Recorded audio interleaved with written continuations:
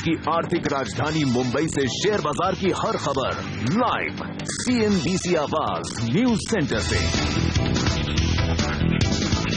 2 दिनों से भारतीय बाजार में जबरदस्त कमजोरी का माहौल और आज शुरुआत करने के लिए संकेत सब तरफ से नेगेटिव। जहां ग्लोबल मार्केट्स में तेज गिरावट, अमेरिका में वही नतीजे बेहद खराब टेक महिंद्रा और टाटा मोटर्स के। ऐसे में मंदी की हैट्रिक लगने की पूरी संभावना, लेकिन बड़ा सवाल है कि क्या 8300 के आसपास सपोर्ट मिलेगा, क्या लोअर लेवल से रिकवरी होगी और एक्सपायरी के ठीक एक दिन पहले क्या हो आपकी रणनीति, इस पर होगा हमारा फोकस। नमस्कार, मार्केट काउंटडाउन में आप सबका स्वागत है। मैं हूं अनिल सिंह। नमस्कार और मैं हूं हेमंत घई। और कल आपने देखा जिस तरह से तेज गिरावट भारतीय बाजारों में देखने को मिली। हालांकि कल हमने सपोर्ट जरूर लेने की कोशिश करी, आखिरी कुछ मिनटों में बाजार ने थोड़ी सी सुधार दिखाई, लेकिन फिर भी आप देखिए लाल निशान में ही जाकर बंद हुए हैं। ग्लोबली भी बाजार काफी कमजोरी के साथ कारोबार कर रहे हैं। चलिए सीधे चलते हैं आशीष के पास। आशीष, ट्रिपल डिजिट गिरावट डाउ में कल के सत्र में देखने को मिली है और जेनेट येलन के बयान के बाद एक और बयान जिसने बाजारों को स्कूप किया वहां पर। बिल्कुल, ग्लोबल क्यूज बेहद कमजोर है। ध्यान रखें, पहला हफ्ते का ट्रेडिंग सेशन था अमेरिकन मार्केट्स में, क्योंकि मंडे को मेमोरियल डे के चलते छुट्टी थी और कमजोर शुरुआत इस हफ्ते की हुई है। 1% उससे ज्यादा का दबाव था दिन के लोज पर। दिन भर एक्चुअली वीकनेस परसिस्ट करी और फाइनली दिन के लोज पे जाके वो मार्केट्स क्लोज हुए। डॉलर में मजबूती, नियर टर्म जो यील्ड कर्व है उसमें अपटिक्स आते हुए, और जैसे आपने हाईलाइट करा वो फेड की तरफ से शायद वो जल्द एक्शन आ सकता है उसका डर, ये सब सताता हुआ नजर आया था। जेनेट येलन, जैसे आपने राइटली रिपोर्ट करा था, फ्राइडे को जो स्पीच थी उसमें उन्होंने इंडिकेशंस दिए थे रेट हाइक्स की तरफ। उसके बाद अब एक और यूएस फेडरल रिजर्व के जो वाइस चेयरमैन है स्टैनली फिशर, उनकी तरफ से कल स्टेटमेंट्स आए। उन्होंने स्पेसिफिकली कहा है कि मार्केट को सरप्राइज नहीं होना चाहिए टाइमिंग को लेकर और पेस जो होगी उस रेट हाइक्स की उसको लेकर, तो उससे भी बाजार नर्वस हुआ। इनफैक्ट डेटा पॉइंट जो है वो भी इसी तरफ इंकरेज कर रहे हैं। हाउसिंग डेटा में एक मार्क्ड इंप्रूवमेंट देखने को मिल रहा है, तो बाजार का डर लगातार बढ़ता हुआ वहां पे आपको नजर आएगा। इस बीच जो शॉर्ट टर्म बॉन्ड यील्ड्स हैं वो इंच अप हुई। डॉलर में हमने देखा लगातार स्ट्रेंथ देखने को मिल रही, तो ये सब एक्चुअली नर्वसनेस की तरफ पॉइंट आउट करता है और इसीलिए दिन के लोज पे वो मार्केट्स क्लोज हुए। आज भी एक जनाब है रिचमंड के फेड प्रेसिडेंट, उनकी एक स्पीच होने वाली है, तो बाजार अब ऑब्वियसली उनको भी क्लोजली ट्रैक करता हुआ नजर आएगा। जहां तक यूरोपियन मार्केट्स की बात है, यहां पे भी प्रेशर 1% के आसपास की कमजोरी अक्रॉस यूरोप देखने को मिली। सेकेंड हाफ में प्रेशर एग्रोवेट हुआ था, ये मार्केट भी दिन के लोज पे क्लोज हुए और यहां पे दिक्कतें, एक तो यूएस मार्केट उस टाइम पे गिर रहे थे तो उसका प्रेशर देखने को मिला, कॉर्पोरेट अर्निंग्स आ रही है उसका कुछ दबाव था, लेकिन ज्यादा इंपॉर्टेंट इनके लिए एडिशनल दिक्कत यह है कि ग्रीस का जो कंसर्न्स है, बेल आउट है, उसको लेकर जो कंसर्न्स बने हुए हैं, असमंजसता है, उसको लेकर कंफ्यूजन है। क्योंकि ध्यान रखें, ग्रीस को आईएमएफ को अगले हफ्ते अगला रीपेमेंट करना है और इस समय वो स्थिति नजर नहीं आ रही कि ग्रीस कर पाएगा, तो एक डिफॉल्ट का डर लगातार बढ़ रहा है। आज ग्रीस का ऑफिशियल्स और यूरोपियन यूनियन के ऑफिशियल्स के बीच में एक टेलीकॉन्फ्रेंस है, बाजार वहां पे फोकस करेगा, लेकिन इस कमजोर लीड के चलते आप एशिया में एक्सपेक्ट कर सकते थे कमजोरी, और अक्रॉस एशिया ज्यादातर मार्केट्स दबाव के साथ कामकाज करते हुए आपको नजर आएंगे। हमारे लिए एक और दिक्कत की बात कि शंघाई फिर से आउट परफॉर्म कर रहा है, हरे निशान पर ट्रेड कर रहा है और एग्जिट निफ्टी दर्शा रहा है कि 2.5% के आसपास का दबाव शायद आज शुरुआत में देखने को मिले। तो एक नहीं 3 दिक्कतें हैं। शंघाई अच्छा प्रदर्शन दिखा रहा है, बयान जो यूएस में आ रहे हैं वो कमजोर हैं और ग्रीक को लेकर भी चिंताएं बढ़ी हुई है। और एक चौथी बड़ी दिक्कत जो इन सबसे होती है कि यूरोप कमजोर होता है तो यूरो कमजोर होता है, डॉलर मजबूत होता है। और डॉलर इंडेक्स देखिए, ये एक और इंडेक्स है जिसको अब सबको ट्रैक करना चाहिए। फिर से 97.3 पर कल हमने इसको पहुंचते हुए देखा था। डॉलर इंडेक्स में मजबूती का मतलब घरेलू बाजार में रुपए की कमजोरी। बिल्कुल, और भारतीय बाजारों के लिए संकेत न सिर्फ डॉलर के लिहाज से बल्कि इस लिहाज से भी कि जब डॉलर में मजबूती होती है तो ग्लोबल मार्केट्स में इक्विटी मार्केट अंडर परफॉर्म करते हैं और पैसा करेंसी की तरफ शिफ्ट होता हुआ नजर आता है। तो वहां के ग्लोबल मार्केट्स अगर कमजोर होंगे तो उसका असर एक भारतीय बाजारों पर पड़ना लाजमी है। चाइना की बात हम लगातार कर ही रहे हैं। जिस तरह से एक जमाना होता था कि दुनिया भर की चिंताओं से को नजरअंदाज करके अमेरिकी बाजार अपने मूड में रहते थे, अब वो स्थिति चाइना के बाजारों की दिख रही है। उन्हें कोई फर्क नहीं पड़ता कि दूसरे बाजारों में क्या हो रहा है। तो चाइना में आज भी आउट परफॉर्मेंस है। एक राहत की बात जो दिख रही है हेमंत, वो ये कि एशियाई बाजारों में उतना बुरा माहौल नहीं है जितना कि अमेरिकी बाजारों में दिख रहा है, क्योंकि ये ब्याज दरें बढ़ने का जो डर है उसे काफी हद तक, कुछ हद तक हम कल के सेशन में पचा चुके हैं। थोड़ा हमें अंदाजा था कि इस तरह का संकेत हो सकता है, लेकिन फिर भी जब भारतीय बाजार कल बंद हो रहे थे तो डाउ फ्यूचर्स उतने बुरे ट्रेड नहीं करते हुए दिख रहे थे, तो उस लिहाज से डाउ की जो कमजोरी है वो थोड़ा नेगेटिव असर डालेगी। और हमारे ऊपर नेगेटिव असर इस लिहाज से भी पड़ रहा है क्योंकि 2 दिनों से हमारे यहाँ सेंटिमेंट ऑलरेडी कमजोर होता हुआ दिख रहा है और ऐसे समय में हम ये नहीं चाहते कि दुनिया भर के बाजार थोड़ा और नेगेटिव संकेत दे। तो भारतीय बाजारों में कुछ और रिएक्शन जरूर हो सकता है, लेकिन उसके बावजूद मेरा ये मानना है कि हमारे यहाँ के लिए जो ट्रिगर्स आज अहम होंगे, ज्यादा अहम ये होगा हमारे अपने घरेलू ट्रिगर्स। और ग्लोबल मार्केट्स के लिहाज से देखें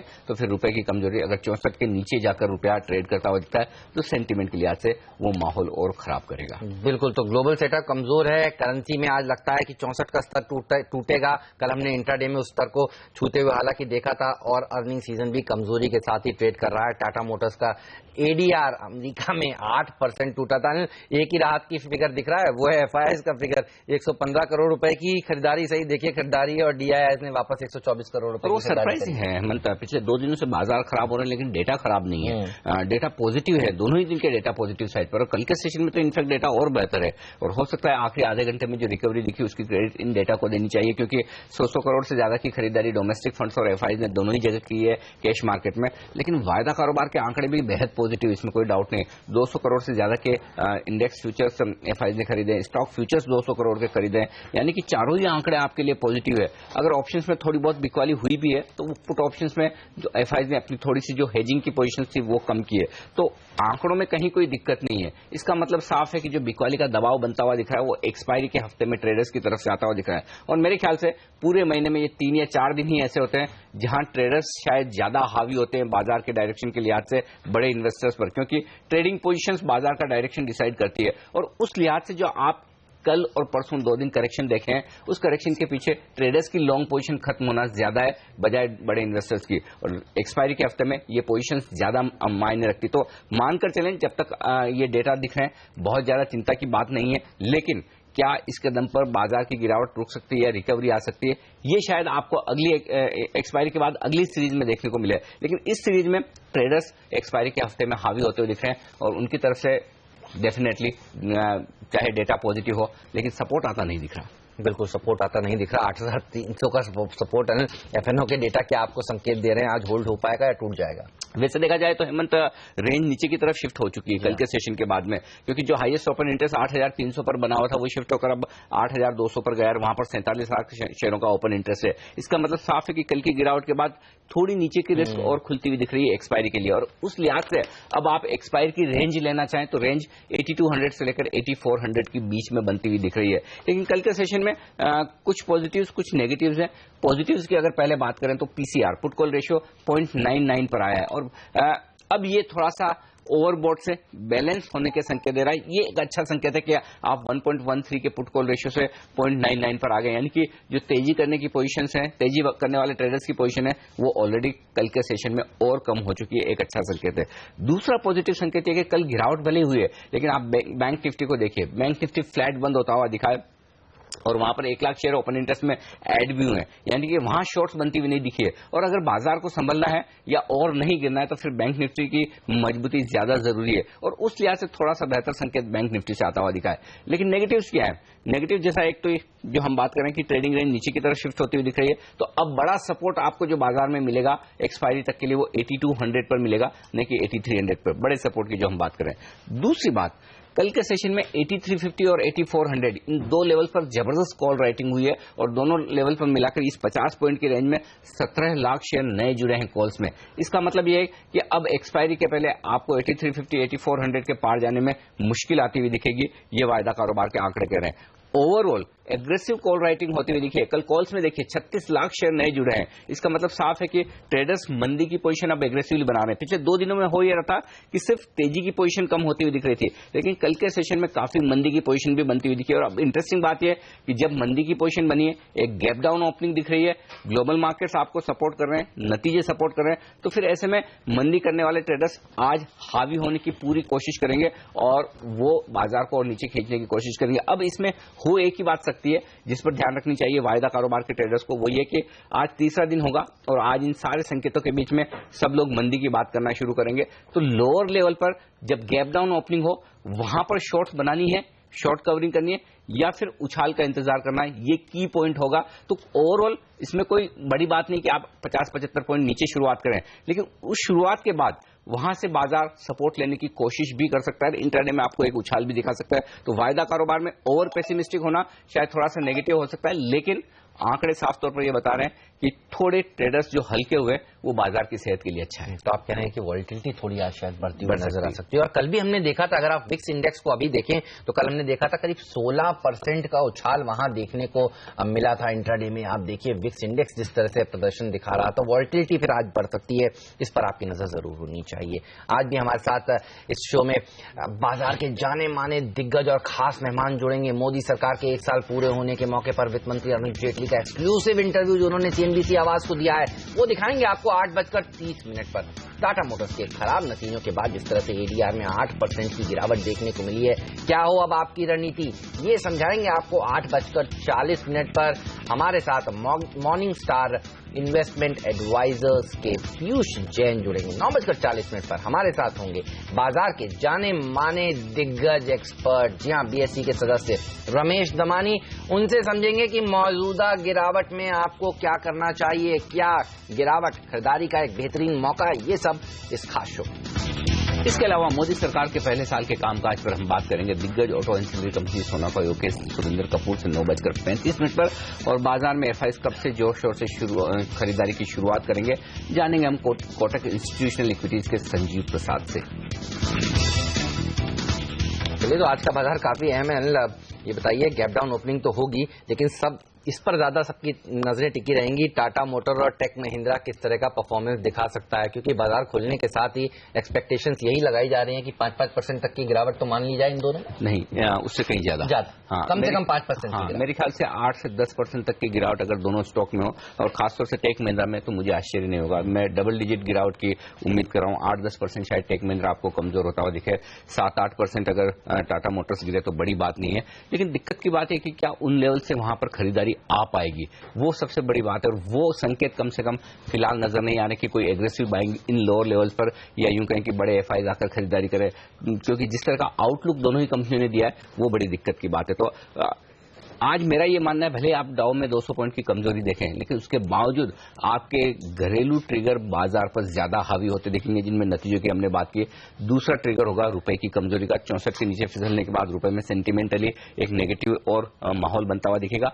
और तीसरी बात यह होगी कि आप अगर आप देखें तो एक्सपायरी के पहले जिस तरह से कमजोरी का माहौल बनता हुआ दिख रहा है, कुछ और शॉर्ट्स बनते हुए दिख रहे हैं, कुछ और लॉन्ग पोजीशंस कम होने का प्रेशर जो आता हुआ दिखेगा, ये 3 नेगेटिव होगा। लेकिन जब आप बाजार में सारे नेगेटिव फैक्टर्स देखें और पेसिमिज्म देखें और एक्सपायरी का हफ्ता हो, तो लोअर लेवल से बाजार आपको कभी भी सरप्राइज कर भी सकते हैं। और वो इसलिए हो सकता है क्योंकि कल जिस तरह से यूरोप और अमेरिका में तेज गिरावट हो गई, हो सकता है आज आप सेकंड हाफ में जब यूरोप की ओपनिंग अच्छी होते हुए देखें या फिर डाउ फ्यूचर्स बेहतर ट्रेड होते हुए देखें, तो लोअर लेवल से एक रिकवरी की संभावना से आप इनकार नहीं कर सकते। तो ऐसे में ट्रेलिंग स्टॉप लॉस के साथ ट्रेड करना ट्रेडर्स के लिए सही रणनीति हो सकती है। अब ऊपर की तरफ 8,350, 8,400 ऐसा जोन है जिसके पार जाना मुश्किल होगा एक्सपायरी के पहले, और असली फायरवर्क्स आपको तभी देखने को मिलेंगे जब आप 8,400 के पार निकले, तब बेहद एग्रेसिव शॉर्ट कवरिंग आती हुई दिखेगी। अदरवाइज ट्रेडर्स ये मानकर चलेंगे 8,350, 8,400 वो जोन है जहां पर शॉर्ट पोजीशन बनानी चाहिए।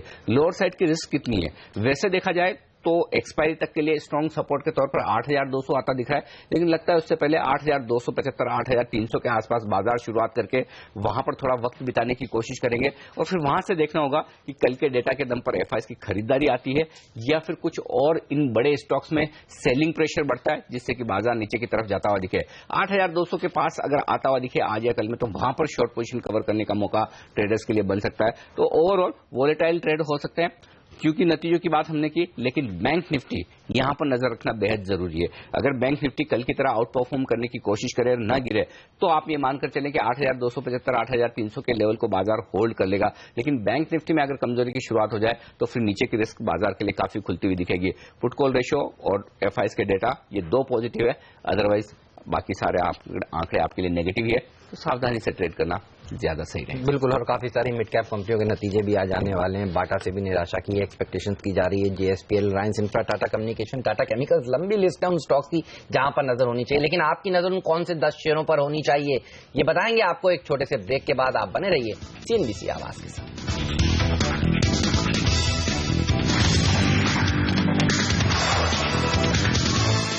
और अब वक्त है टॉप 10 स्टॉक्स का। हेमंत के अलावा हमारे साथ जुड़ रहे हैं आशीष, सोनम, पूजा और वरुण, साथ ही नियति भी बताने के लिए उन शेयरों के बारे में जहां पर आज एक्शन जरूर होगा। शुरुआत सोनम आपके साथ। शुरुआत टाटा मोटर्स के साथ करेंगे। कंपनी ने कल मार्केट के बाद अपने तिमाही नतीजे घोषित किए हैं, बेहद ही कमजोर आया है, जहां पे कंपनी के फॉरेक्स घाटे ने और हाई डिप्रिसिएशन के कारण यहां पर दबाव बनाया है। कंसोलिडेटेड बेसिस पर यहां पर कंपनी के मार्जिन बेहद ही कमजोर है, 12.5% के मार्जिन डिलीवर किए हैं, जहां पे 15% के मार्जिन की एक्सपेक्टेशन थी। और मुनाफे में जो भारी भरकम दबाव आया है वो एक बहुत बड़ा डिसअपॉइंटमेंट रहा, जहां पे 56% की गिरावट आई है। जीएलआर जो हमेशा सपोर्ट करता है उसका परफॉर्मेंस इस बार डिटोरिएट हो गया है, सिर्फ 17.4% के मार्जिन डिलीवर किए हैं। अगर इस फॉरेक्स घाटे को हटा भी देते हैं तो फिर भी जीएलआर के मुनाफे में जो फॉल आया है वो बेहद ही डिसअपॉइंटिंग है, जो लगभग 33% का है। स्टैंड लोन कारोबार में इस बार एक सुधार दिखाई दे रहा है, जो एक बहुत पॉजिटिव कहा जा सकता है, जहां पे कंपनी ने पहली बार इतने वक्त के बाद एक एबिटा प्रॉफिट दर्ज किया है लगभग 160 करोड़ का, लेकिन कंपनी का बॉटम लाइन अभी भी हिट है, जहां पे कंपनी ने लगभग 1160 करोड़ का घाटा दर्ज किया है। जो शेयरधारकों के लिए नेगेटिव रहेगा वो ये कि इस बार कंपनी कोई भी डिविडेंड नहीं कर रही है, जहां पे उनका मानना है स्टैंड लोन कारोबार दबाव में है और इसलिए वो डिविडेंड नहीं दे रहे हैं। टाटा मोटर्स के बाद दूसरा इंपॉर्टेंट रिजल्ट और दूसरा इंपॉर्टेंट शॉकर आया था टेक महिंद्रा के तौर पे। मार्जिन्स में तगड़ा दबाव है, लेकिन बाकी इंपॉर्टेंट पैरामीटर्स में भी कमजोरी है। डॉलर आया जिसको बाजार क्लोजली ट्रैक करता है, हम एक्सपेक्ट करते सीक्वेंशली वहां पे करीब 7.25% के आसपास की तिमाही दर तिमाही ग्रोथ देखने को मिलेगी, केवल 6.5% के आसपास की ग्रोथ। लेकिन जैसे मैंने हाईलाइट करा, मार्जिन्स में अच्छी खासी कमजोरी।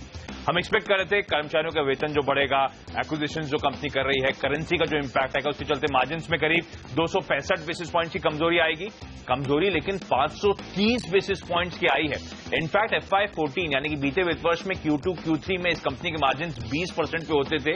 आज 5-6 क्वार्टर्स डाउन द लाइन इस कंपनी के मार्जिन्स केवल 12.5% पर हैं, जबकि इसके प्रतिस्पर्धियों का मार्जिन ध्यान रखें अभी भी 20% प्लस के आसपास नजर आएगा। तो मार्जिन्स पे जो प्रेशर है, फॉरेक्स का जो इंपैक्ट है, उसके चलते मुनाफे में तगड़ा दबाव है।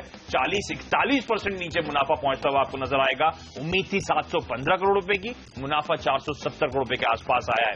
इनफैक्ट कोई सोलेस, कोई कंफर्ट कॉन कॉल में भी नहीं मिला रेवेन्यूज और मार्जिन्स के फ्रंट पे। तो ऑब्वियसली एक्सपेक्टेड था कि यहाँ पे ब्रोकरेज की तरफ से डाउनग्रेड्स आएंगे। इनफैक्ट मैं रेलिगेयर की रिपोर्ट, गोल्डमैन सैक्स की रिपोर्ट देख रहा था, सबने FY16 से FY18 के बीच में जो ईपीएस एस्टिमेट से घटा दिए और इंटर्न उनका जो लक्ष्य था उसे डाउनवर्ड रिवाइज करा गया है। तो एक्सपेक्ट कर सकते हैं अच्छा खासा प्रेशर इस काउंटर में, लेकिन अपने रीसेंट हाई से काउंटर 15% ऑलरेडी करेक्ट हो चुका है, ये भी ध्यान रखें। अब बात करते हैं IDBI बैंक के नतीजों की। तो अगर पिछले क्वार्टर से कंपेयर करें तो यहाँ पर सुधार देखने को मिला है। पिछले क्वार्टर में देखा था कि NII और मुनाफे दोनों ही फ्रंट पर एक गिरावट देखने को मिली थी, लेकिन इस तिमाही बढ़त देखने को मिली, यहाँ पर सुधार देखने को मिला। और एसेट क्वालिटी के नंबर्स की भी बात करें तो यहाँ पर भी काफी सुधार देखने को मिला है। मुनाफे को जो सपोर्ट मिला है वो अदर इनकम के आंकड़े से मिला है, जिसमें कि करीब 70% की बढ़त देखने को मिली। तो ओवरऑल एक कुल मिला के डिसेंट क्वार्टर IDBI बैंक के लिए।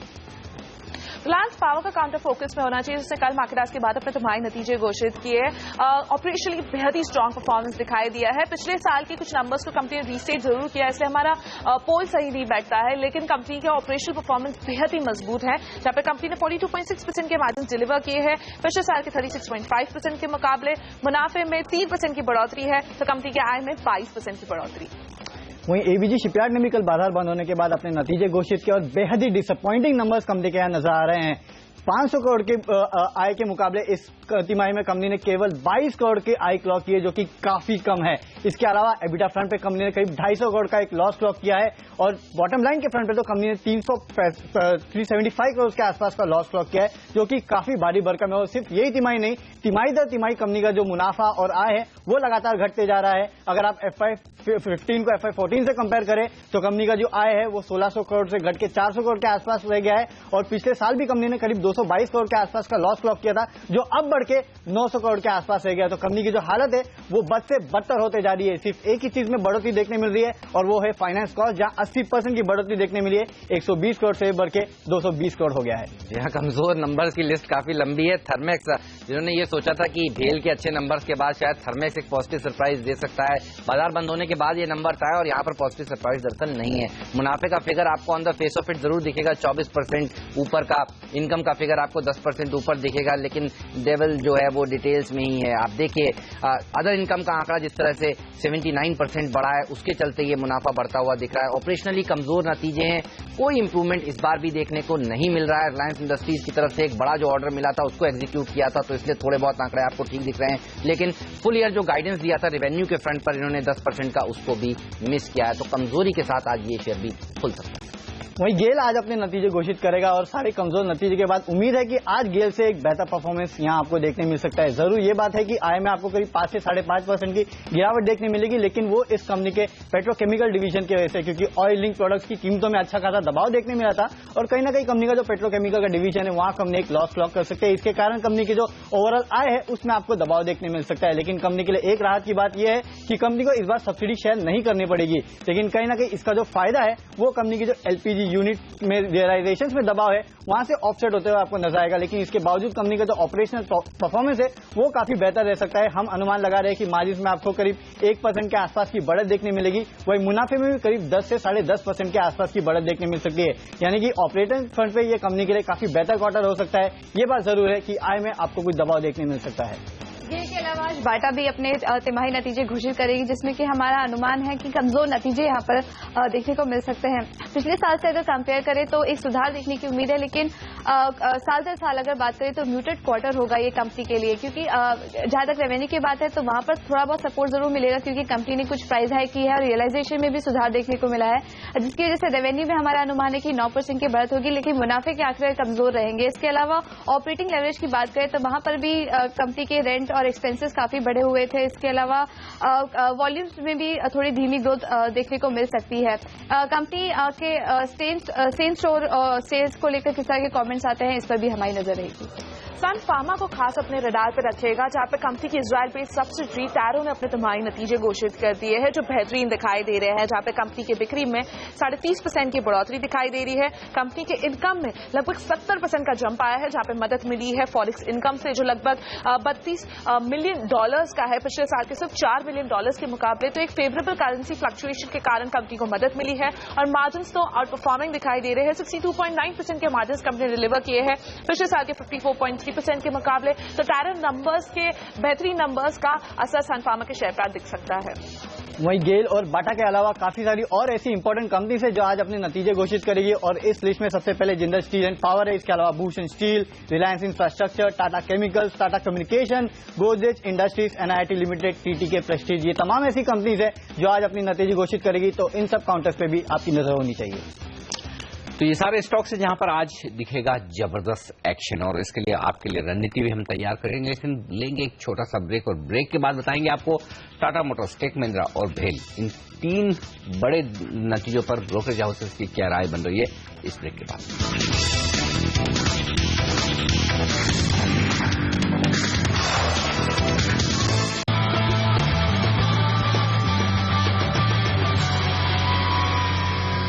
स्वागत है आप सभी का सीएनबीसी आवाज पर। टाटा मोटर के एडीआर में कल तेज गिरावट देखने को मिली 8% तक की, और आप देखिए कमजोर नतीजों के बाद ब्रोकरेज हाउसेस का क्या व्यू है और टेक महिंद्रा और भेल पर क्या नजरिया निकल कर आ रहा है। नियति हमारे साथ जुड़ चुकी है फिर से ये सब रिपोर्ट्स बताने के लिए। नियति, सबसे पहले टाटा मोटर क्या कह रहे हैं ब्रोकरेज हाउसेस? ब्रोकरेज हाउस ज्यादातर अपने टारगेट प्राइस और ईपीएस अनुमान घटा रहे हैं, क्योंकि इतने खराब नंबर पेश किए। साथ साथ में मैनेजमेंट की जो कमेंट्री थी FY16 को जो वो चैलेंजिंग ईयर मानते हैं, ये एक नेगेटिव बात है।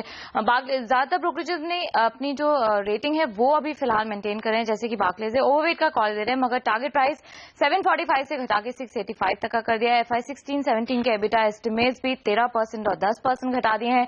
JLR के मार्जिन सबसे ज्यादा निराशा JLR के मार्जिन से आने को आई है और CLA से भी इसी तरह से मेंटेन कर अपना बाय का कॉल, मगर 650 तक का इन्होंने टारगेट दिया है। Q4 काफी ज्यादा खराब था, मगर रिकवरी ये देख रहे हैं। JLR मार्जिन नॉर्मलाइज करते हुए नजर आएंगे। FY16 में क्रेडिट स्विस मेंटेन कर रहा है अपना आउट परफॉर्म, मगर टारगेट प्राइस 620 से घटा के 610 तक का कर रहे हैं। JLR के एबिटा मार्जिन ने काफी ज्यादा डिसअपॉइंट किया है।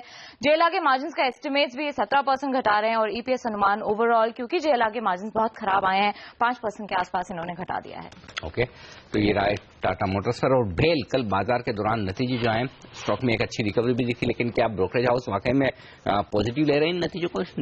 मिक्स व्यूज है अनुज जी। जिस तरह से कल एक तगड़ा रिएक्शन ऑलरेडी दिखा चुका है। क्रेडिट स्विस जैसे कि अपग्रेड कर रहा है, अंडर परफॉर्म से इसकी रेटिंग बढ़ा के न्यूट्रल की कर दिया है। टारगेट प्राइस 200 से बढ़ा करके 270 तक का कर दिया है। वर्स्ट बिहाइंड है, क्योंकि एम्प्लॉय कॉस्ट का जो एक सरप्राइज आया है वो काफी ज्यादा पॉजिटिव है। FY16 और 17 के EPS अनुमान 20% और 6% ये रेज कर रहे हैं। गोल्डमैन सैक्स फिलहाल न्यूट्रल है क्योंकि इनका मानना है कि थोड़ी सी एक टनल पे एक ब्रिंक है जहां पर एक थोड़े से आपको निराशा हो सकती है। अपग्रेड कर रहे हैं, हालांकि इनका टारगेट प्राइस भी 225 से बढ़ा के 236 तक का इन्होंने कर दिया है। फाइनेंशियल्स इंप्रूव होते हुए नजर आएंगे over the next few years. Defence और रेलवे के जिस तरह से ऑर्डर्स पिकअप कर रहे हैं वो एक फर्दर अपसाइड पोटेंशियल दे रहे हैं। 25 to 22% एक इनको ऑर्डर इनफ्लो दिखता है FY16 के दौरान। एंटीक भी आपको बाय करने की सलाह दे रहा है। टारगेट प्राइस 350 के आसपास इन्होंने दिया है, मगर मॉर्गन स्टैनले, जेपी मॉर्गन या फिर बार्कलेज या जेफरीज की बात करें, सभी अभी भी अंडरवेट के कॉल दे रहे हैं।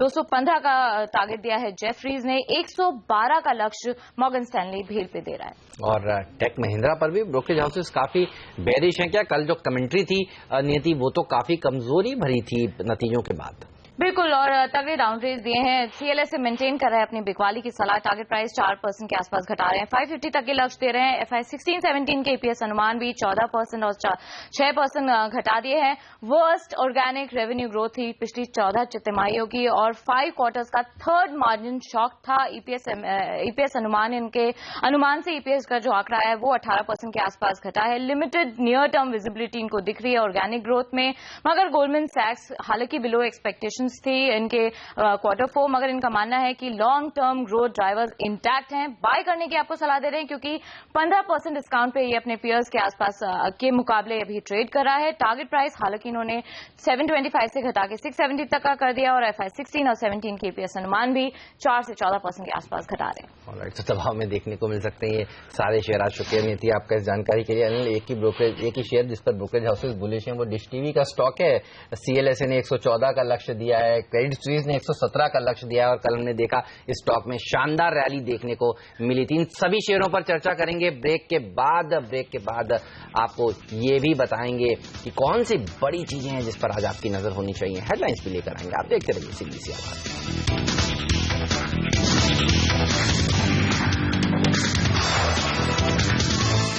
और आगे बढ़ने से पहले नजर डालते हैं इस वक्त की हेडलाइंस पर। ब्याज दरें इसी साल बढ़ने की आशंका से अमेरिकी बाजारों में 1% की गिरावट। एशियाई बाजारों में कमजोरी। SGX निफ्टी तकरीबन 4% नीचे। रुपए में बड़ी गिरावट, $1 का भाव 64 रुपए तक पहुंचा। 13 मई के बाद सबसे बड़ी कमजोरी। कल होगी मई वायदा सीरीज की एक्सपायरी। 41% ब्रोकर्स का मानना है 8,300 से 8,350 के बीच हो सकती है एक्सपायरी। टाटा मोटर्स का मुनाफा हुआ आधा। ADR 8% टूटा। टेक महिंद्रा का मुनाफा भी 40% घटा। कल बाजार बंद होने के बाद आए दोनों ही कंपनी के बेहद कमजोर नतीजे। गेल के नतीजे आज मुनाफा 10% बढ़ने का अनुमान, लेकिन आय में 5% की गिरावट की उम्मीद। बाटा, मैक्स इंडिया और TTK प्रेस्टीज के नतीजों का भी आज इंतजार। जितने रेट्रोस्पेक्टिव टैक्सेशन, FII टैक्सेशन, ये तो मुझे विरासत में मिले हैं चिदम्बरम साहब से, और उस खतरनाक विरासत को सही करने का मैं प्रयास कर रहा हूं। और सरकार के 1 साल पूरे होने पर वित्त मंत्री अरुण जेटली ने CNBC आवाज को दिया सबसे बड़ा इंटरव्यू। कहा दूसरे साल में भी बड़े बदलाव रहेंगे जारी। चिदम्बरम से विरासत में मिली टैक्स की टेंशन। और स्विट्जरलैंड सरकार की ब्लैक मनी लिस्ट में उद्योगपति यश बिरला का नाम शामिल। बिरला समेत 5 भारतीयों के नाम हुए सार्वजनिक। लेकिन एक्सपायरी के ठीक एक दिन पहले कमजोरी का माहौल और कौन से हैं वो बड़े सवाल जिन पर नजर होनी चाहिए आप सबकी। हमारे साथ हैं हेमंत बताने के लिए। या काफी सारे सवाल हैं जिसके ऊपर नजर है सबकी, लेकिन सबसे बड़ा सवाल अगर आप ढूंढें तो 8,300 का स्तर ही है और लगता ऐसा ही है कि ये कहीं आज खुलते ही टूट ना जाए। तो देखना होगा कि बाजार आज खुलते ही क्या 8,300 के स्तर को तोड़ता है। SGX निफ्टी अब 66 पॉइंट नीचे है और दबाव के साथ ही कारोबार की शुरुआत होगी, जिस तरह से टेक महिंद्रा और टाटा मोटर के स्टॉक में खुलते ही दबाव देखने को मिलेगा। इसके अलावा अगर आप देखें तो कल एक्सपायरी है, बेस इस पूरे हफ्ते हावी है। देखना होगा एक्सपायरी भी क्या फिर इन लेवल्स के नीचे होती है या फिर थोड़ी शॉर्ट कवरिंग मूव्स देखने को मिलते हैं। लेकिन सबसे पहले आज नजर होगी 9 बजे रुपए की कमजोर ओपनिंग पर। जिस तरह से पिछले 2 ट्रेडिंग सेशंस में रुपए में कमजोरी देखने को मिली है, कल इंट्राडे में 64 का स्तर भी हमने छूते हुए देखा, आज 64 के ऊपर शुरुआत भी हो सकती है, इस तरह के संकेत हैं।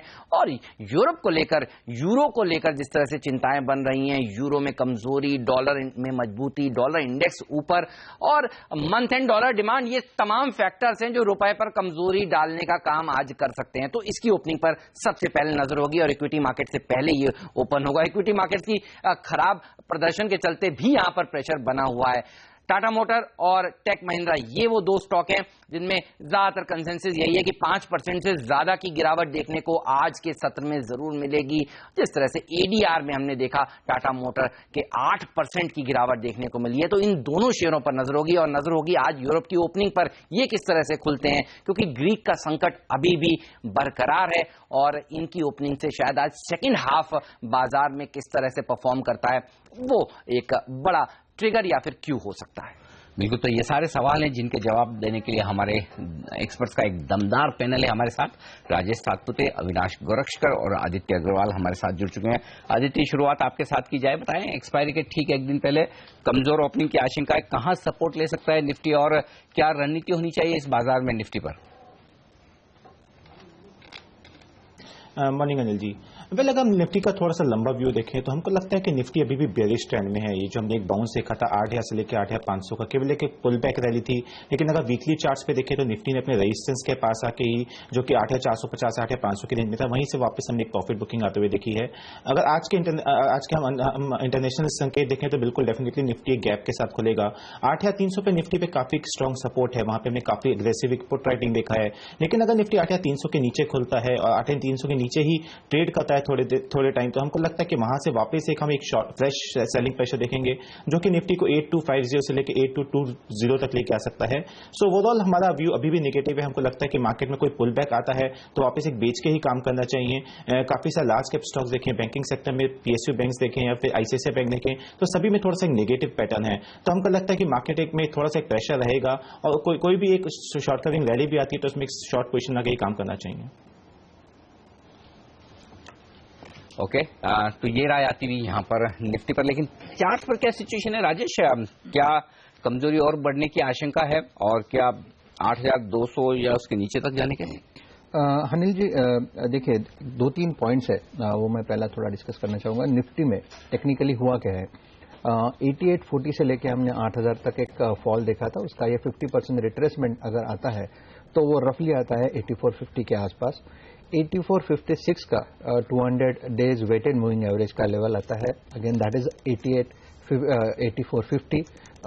अगर आप जो निफ्टी को देखें तो जो चैनल में चलता था और जो चैनल का जो सपोर्ट था, जो ब्रीच करने के बाद हमने पैनिक देखा था 8,000 पे, वो जो सपोर्ट था वो भी करीबन 8450 के आसपास ही बनता था। तो द जिस्ट इज 8450 एंड 8470 ये एक स्ट्रॉन्ग रेजिस्टेंस था और वहां से हम लोगों ने शॉर्ट इनिशिएशन का रिकमेंडेशन भी दिया था। हमें लगता है कि मार्केट का जो रैली है this is nothing but a relief rally हमें मिला और रिलीफ रैली के एग्जिट करना चाहिए था। यहां से जो करेक्शन आएगा, see everyone is looking at 8250. What is 8250? 8250 is nothing but a neckline support of inverted head and shoulder formation. और मुझे लगता है कि वो चलेगा नहीं, क्योंकि inverted head and shoulder formation is a bullish formation but market is into bear hands.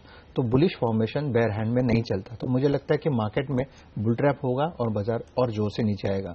यहाँ पे जो सपोर्ट बनता है वो 8250 का है, अगर वो भी आज तोड़े तो बाजार में प्रेशर और गहरा सकता है। और 7950 का जो टारगेट है, एक शॉर्ट टर्म टारगेट है, 7950 अनफोल्ड हो जाएगा over a period of time, you can say within a period of 1 weeks time. So one has to be very cautious. यहाँ पे एक लॉन्ग अवॉइड करिए, bottom fishing at the moment avoid करिए। Right, तो bottom fishing नहीं करनी चाहिए, दबाव में ही देखने को मिलेगा भारतीय बाजार। ये राय हमारे एक्सपर्ट आपको दे रहे हैं। वक्त है ब्रेक का। ब्रेक के बाद वित्त मंत्री अरुण जेटली का एक्सक्लूसिव इंटरव्यू आपको सुनाएंगे।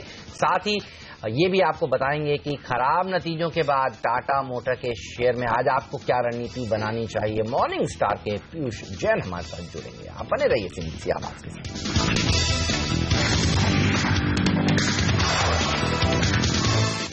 और टाटा मोटर्स के खराब नतीजे रहे हैं और इसी पर एक राय लेते हैं कि क्या कितनी कमजोरी हो सकती है, जानने की कोशिश करते हैं। हमारे साथ इक्विटी रिसर्च एनालिस्ट जुड़ रहे हैं मॉर्निंग स्टार से, पीयूष जैन। पीयूष, गुड मॉर्निंग, स्वागत है आपका सीएनबीसी आवाज पर। बताइए कि टाटा मोटर्स के नंबर तो बेहद खराब है, लेकिन क्या इतने बड़े डाउनग्रेड्स और एक बड़ी तेज गिरावट ये होगी आज?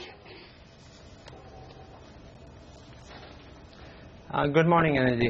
आई थिंक सबसे पहली बात है कि जो कमेंट्री है वो थोड़ी सी नेगेटिव थी। डिविडेंड स्क्रैप कर दिया गया है, ऑपरेशनली कंडीशन को थोड़ा टफ बताया गया है, और जो आप नेट प्रॉफिट नंबर्स दिख रहे हैं ऑन द फेस वो काफी एक्सपेक्टेशन काफी नीचे आए हैं। तो ये सभी कंडीशंस एकदम राइट है स्टॉक की गिरावट के लिए। एडीआर ऑलरेडी में गिरावट दिखा रहा है और वो लार्जली ये दिखा रहा है कि आप जो कंडीशंस हैं, मैनेजमेंट जिस पे कमेंट कर रहा है और डिविडेंड आपने स्क्रैप कर दिया है, उससे बेसिकली कॉन्फिडेंस जो हिट हुआ है वो लार्जली वो दिखा रहा है। लेकिन जहां तक इम्पोर्टेंट ये है कि रिजल्ट में जो प्रॉफिट नंबर्स आए हैं वो हमारे हिसाब से लार्जली वन ऑफ की वजह से आए। तो अगर आप देखें कल की मैनेजमेंट मीट के बाद अगर हमने फिगर्स देखें तो लगभग 1600 करोड़ जो है वो फॉरेक्स लॉस की वजह से आ रहा है, एमटीएम की वजह से। देन उसमें अगर आप आगे देखें तो लगभग 800 करोड़ स्टार्टअप कॉस्ट से आ रहा है और 250 करोड़ जो है वो लगभग राइट इश्यूज के जो चार्जेस हैं उनसे आ रहा है। फिर आपके सिंगूर से 310 करोड़ की बुकिंग है, तो लगभग 2800 से 2900 करोड़ काफी वन ऑफ है, जो कि ऑपरेशनली वीक नहीं है। ऑपरेशनली जो नंबर्स हैं वो काफी स्ट्रांग रहे, वॉल्यूम्स उम्मीदों के मुताबिक चल रहे हैं। और यहाँ से अगर हम हमारे जो ग्लोबल पूरे जो टीम है अगर उससे हम on the ground data check करें तो वॉल्यूम्स हमें अभी भी अच्छे लग रहे हैं, 8 से 9% की ग्रोथ साफ दिख रही है। प्लस जो नए कैटेगरी में हम जो एंटर कर रहे हैं, जो जैगुआर एक्सी आ रहा है, और अगर लगभग 5 से 8% हर कैटेगरी में मार्केट शेयर मिलता है टाटा को, तो वहां से लगभग 60 से 75 हजार नया वॉल्यूम आना चाहिए अगले 2 सालों में। तो वॉल्यूम पे चिंता की बात नहीं है। और जहां तक मार्जिन से हम लोग ऑलरेडी इनकॉर्पोरेट कर रहे थे कि 1% मार्जिन मॉडरेट होना चाहिए, बहुत ज्यादा हाई मार्जिन थी, इतना सस्टेनेबल नहीं होना चाहिए था। तो जहां तक अभी लग रहा है मार्जिन और वॉल्यूम्स में फिलहाल इतनी चिंता की बात नहीं दिख रही है। ये क्वार्टर अगेन लास्ट क्वार्टर की तरह काफी वन ऑफ से हिट हुआ है, काफी फॉरेक्स फ्लक्चुएशंस आए हैं। और जहां तक कंपनी ने डिविडेंड स्क्रैप किया है वो हमारे हिसाब से क्लियरली जो अभी जियोपॉलिटिकल अनसर्टेनिटी चल रही है, जो यूरोप की कंडीशन है, ग्रीस का जो सिचुएशन चल रहा है, वो देखते हुए आते हैं कैश कंजर्व करने की कोशिश की गई है, बिकॉज अगर कंडीशंस बिगड़ेंगी तो वॉल्यूम्स पे असर आ सकता है। तो इन सबको देखते हुए नियर टर्म में वीकनेस आप देखेंगे, लेकिन मेन चीज ये होगी कि इन्वेस्टर्स को इस गिरावट के बाद क्या देखना चाहिए कंपनी में। तो नंबर 1, वॉल्यूम्स में अभी कॉन्फिडेंस कम करने की जरूरत नहीं है। ब्रॉडली कंडीशंस और डिमांड अभी भी फेवरेबल है। नंबर 2, जो मार्जिन्स हैं वो अभी भी उम्मीदों के मुताबिक ही है। मार्जिन्स में ऐसी तेज गिरावट अभी नहीं दिख रही है। प्लस इंडियन कंडीशंस बेटर हो रही हैं, कम से कम कमर्शियल में रिप्लेसमेंट डिमांड साफ दिख रही है और सेकेंड हाफ में और बढ़ेगी। तो ऑपरेशनली सिचुएशन ठीक लग रही है। आज गिरावट के साथ वर्ल्ड क्लास कंपनी टाटा, और जो आप क्या इस स्टॉक को खरीदना चाहेंगे अगर 5-6% से ज्यादा की गिरावट होती है? क्या करना चाहिए दरअसल यहाँ पर, क्योंकि आज एक गैप डाउन ओपनिंग साफ तौर पर होगी। मैं बिल्कुल मैं उसी पॉइंट पे आंसर करने जा रहा था कि आज एक गैप डाउन तो बिल्कुल ही उम्मीद के मुताबिक होगी, लेकिन इस गिरावट में अगर आप, मुझे लगता है कि इन्वेस्टर्स को ध्यान रखना चाहिए कि जो फेयर वैल्यूएशन है हमारे हिसाब से वो लगभग 700 रुपए है, और ये लगभग हमने डिस्काउंटेड कैश फ्लो पे हम निकालते हैं।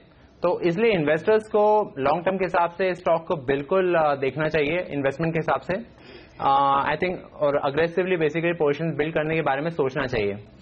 क्योंकि आपको एक चीज ध्यान रखना चाहिए, टाटा मोटर्स जो है ब्रॉडली इंडिया बिजनेस नहीं है, लार्जली लग्जरी प्ले है। तो अगर आप कंपेयर करेंगे BMW या फोक्सवैगन से कंपेयर करेंगे, और फोक्सवैगन और BMW से टाटा मोटर्स लगभग 25 से 30% डिस्काउंट पे ट्रेड कर रहा है, जिसकी कोई वजह नहीं होनी चाहिए। ये मोमेंटरीली पिछले 3-4 महीनों के जो हम रिजल्ट देख रहे हैं उनकी वजह से आ रहा है। तो अगर हम यहाँ से एक लंबा आउटलुक लें तो जो गिरावट है उसमें आई थिंक ये एक अच्छा मौका है, एक अच्छी वर्ल्ड क्लास कंपनी में बेसिकली आपको लॉन्ग टर्म के लिए निवेश करने के बारे में सोचना चाहिए। जी, तो लॉन्ग टर्म के लिए टाटा मोटर्स कमजोरी में आपको मौके दे रहा है निवेश करने के। शुक्रिया पीयूष आपका हमारे लिए पूरा अपडेट टाटा मोटर्स के रिजल्ट्स पर देने के लिए। और मोदी सरकार के 1 साल पूरा होने पर वित्त मंत्री अरुण जेटली ने सीएनबीसी आवाज को सबसे बड़ा इंटरव्यू दिया है और उन्होंने ये कहा कि वित्तीय घाटे को सरकार काबू में ला चुकी है और इसे और भी कम किया जा सकता है। पैसा बचाने से विकास नहीं होगा, पैसा खर्च करने से विकास होगा। और इसलिए फिस्कल डेफिसिट 3.9, 3.6 और 3 एक आध पॉइंट और नीचे चला जाए तो मैं कह नहीं सकता, लेकिन हम लोगों का प्रयास होगा कि जो अतिरिक्त साधन हमारे पास आएंगे, जैसे इस बार इंफ्रास्ट्रक्चर में खर्चा है, अब मैं उसको इरिगेशन में और रूरल इंफ्रास्ट्रक्चर में लगाऊं। इस वर्ष समस्या साधन की नहीं होगी, साधन खर्च कैसे होंगे। रेलवेज को इतना पैसा दे दिया, बजट में दिया, टैक्स फ्री बॉन्ड्स में दे रहे हैं, इंफ्रास्ट्रक्चर फंड से मिलेगा, रेलवे इंटरनल रिसोर्सेज जनरेट कर रहा है और 1.5 लाख करोड़ LIC ने इजी टर्म्स पे 30 साल के लिए पैसा रख दिया कि आप जितना चाहिए खर्च कर लीजिए। अगर रेलवे में वो क्षमता है खर्च कर पाने की, तो रेलवे का चेहरा बदल सकता है, देश का विकास हो सकता है। नेशनल हाईवेज के लिए, रूरल रोड्स के लिए भी मैंने पैसे की उपलब्धि प्राप्त कर दी है। और जो हाईवे सेक्टर रुका हुआ था, जो स्टॉल्ड प्रोजेक्ट्स थे, 16 उसमें से शुरू हो गए हैं और अन्य को शुरू करने का प्रयास नितिन गडकरी जी कर रहे हैं। जेटली से आप ये पूरी बातचीत, एक्सक्लूसिव चर्चा देख सकते हैं CNBC आवाज पर आज सुबह 10 बजे।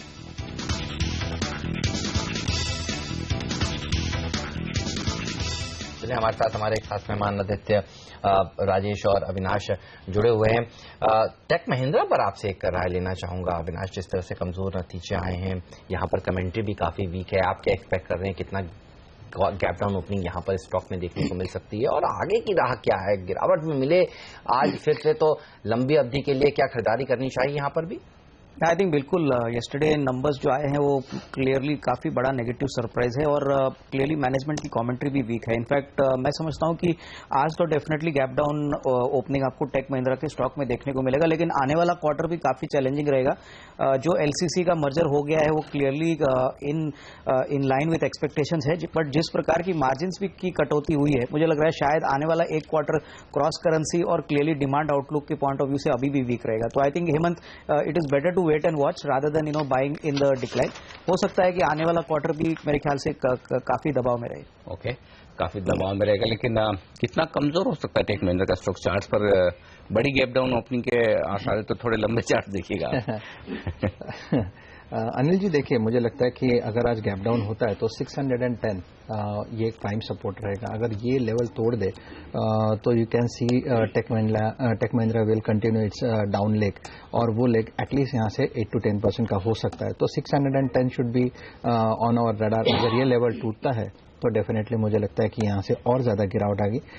जो सपोर्ट बनेगा, इमीडिएट सपोर्ट, वो है करीबन 570 का, जो इसका इमीडिएट लेवल था, जो इसने रिसेंट लो किया था। अगर 570 भी घटता है तो फिर तकलीफ होगा। तो 610 and 570, these are the 2 different levels. Right, तो टेक महिंद्रा, टाटा मोटर ही नहीं, थर्मेक्स के नतीजे जो कल बाजार बंद होने के बाद आए थे वो भी कमजोर है, और अभी देखिए आप अपनी स्क्रीन पर यूनाइटेड स्पिरिट्स के नंबर्स भी कमजोरी की तरफ इशारा कर रहे हैं। यहाँ 74.7 करोड़ रुपए के मुनाफे के सामने 1799 करोड़ रुपए का घाटा कंपनी ने पेश किया है, और इस घाटे में बड़ा जो फिगर है वो दरअसल एक्सेप्शनल लॉस एक है 1755 करोड़ रुपए का, इसकी वजह से आया है। लेकिन आप फिर भी अगर इसको हटा भी दें तो भी आप देखिए बेहद कमजोरी भरे नंबर्स ही ये हैं। टोटल इनकम पर नजर डालें, 2177 करोड़ रुपए के सामने 2051 करोड़ रुपए का इनकम है, और हमें लगता है कि ये अब नियम बन गया है। देखिए, अब यूनाइटेड स्पिरिट्स ने भी कोई भी डिविडेंड FY15 के लिए नहीं दिया है, ये एक और खबर यहां पर निकल कर आई है। ऑपरेटिंग मार्जिन्स का नंबर भी देखिए, ये भी कमजोरी की तरफ इशारा कर रहा है। 10.7% से ये घटकर 1.2% के हो गए हैं। अविनाश, एक और खराब नंबर और अपेक्षा भी थी, यूनाइटेड स्पिरिट्स के नंबर्स अच्छे नहीं आएंगे, ये बताइए इसमें कितनी गिरावट आज एक्सपेक्ट करनी चाहिए और आपको कैसे लगे नंबर्स?